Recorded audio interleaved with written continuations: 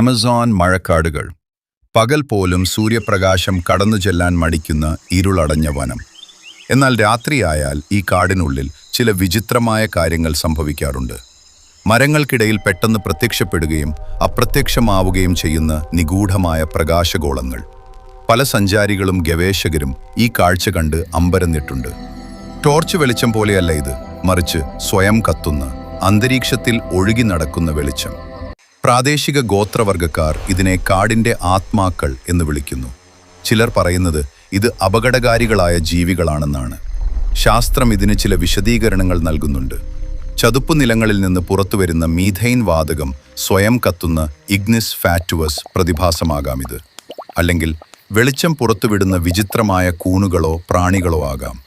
എങ്കിലും ഈ വെളിച്ചം കണ്ടുപിടിക്കാൻ ചെന്ന പലരും കാടിനുള്ളിൽ വഴിതെറ്റിപ്പോയ ചരിത്രമുണ്ട്. ശാസ്ത്രത്തിന് പൂർണ്ണമായി വിശദീകരിക്കാൻ കഴിയാത്ത രീതിയിലാണ് പലപ്പോഴും ഈ പ്രകാശഗോളങ്ങൾ പെരുമാറുന്നത് എന്നാണ് ദൃക്സാക്ഷികൾ പറയുന്നത്. നിങ്ങൾ ഇത്തരമൊരു വെളിച്ചം കണ്ടാൽ അതിന് പിന്നാലെ പോകുമോ, അതോ ജീവനും കൊണ്ട് ഓടുമോ? ആമസോണിന്റെ നിഗൂഢതകൾ ഇന്നും തുടരുന്നു. നമ്മുടെ പ്രപഞ്ചത്തിലെ ഇത്തരം നിഗൂഢതകളെക്കുറിച്ച് കൂടുതൽ അറിയാൻ ഈ ചാനൽ സബ്സ്ക്രൈബ് ചെയ്യൂ.